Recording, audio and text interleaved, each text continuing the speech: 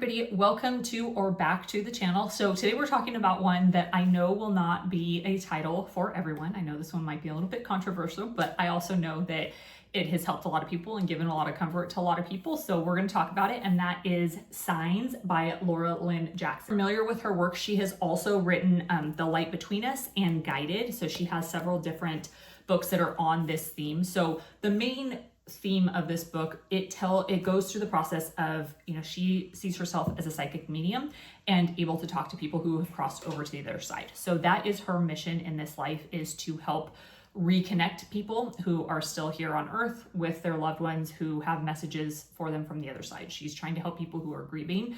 She's done shows and she's been on Oprah and all of the things, and has, had revelations for people that people have said there's no way that she would know the details about XYZ unless it was coming from this person, or this was a family secret that no one ever gave any information about. There's no other way possible that she could have known this information. Now, whether you believe in this or not, I know that there's certainly a religious component to this, as far as, if you are a religious person, what you believe happens to us in the afterlife.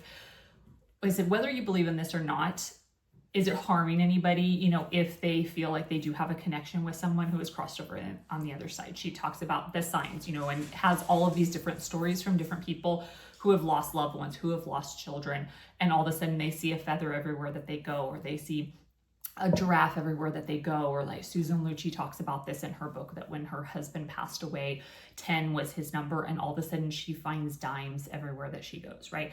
And yes, I know that there's that concept that when you're focused on something, it's like when you're looking at a new car, or you buy a new car, all of a sudden you see that car everywhere and you were never even paying attention to it before.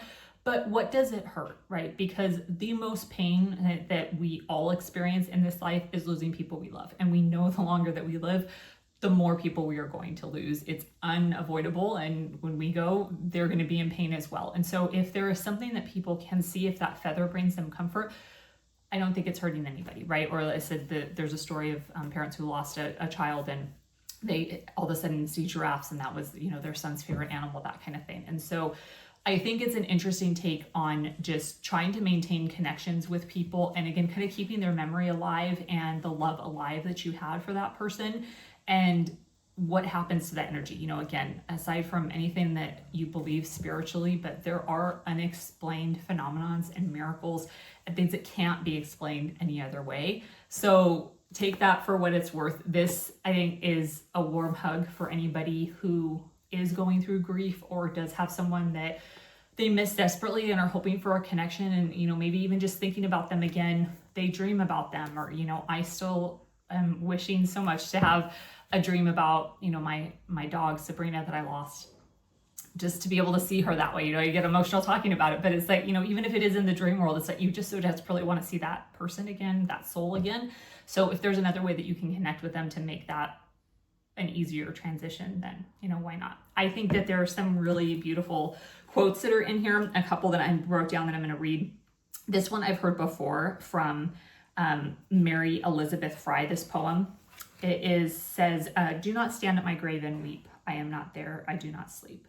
I am 1,000 winds that blow. I am the diamond glints on the snow. I am the sunlight on ripened grain. I am the gentle autumn rain. When you awaken in the morning's hush, I am the swift uplifting rush of quiet birds in circled flight. I am the soft stars that shine at night. Do not stand at my grave and cry. I am not there. I did not die. Which I think is something, again, that we all hope for the people that we really, love so much and want their spirit to still be alive in the world.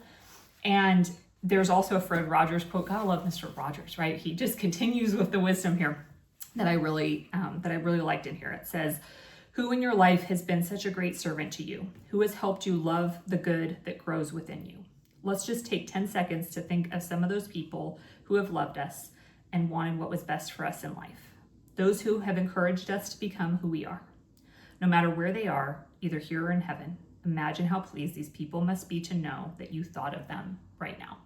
So that is my wish for you all, if you are listening or watching this, that you think about some of those people who matter to you, to just give them a moment that they can still be part of your life, maybe just in a different way. And maybe there are signs that they send you that you will start to recognize that you didn't appreciate before. And like, hey, it is just a little bit of a nod that they are still here.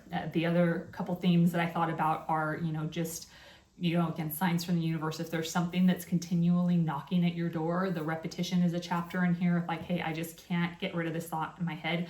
Is that something you need to explore a little bit more? And on the opposite side of things, do you have a roadblock that just continues? You're just trying to push through something that you just cannot push through no matter what.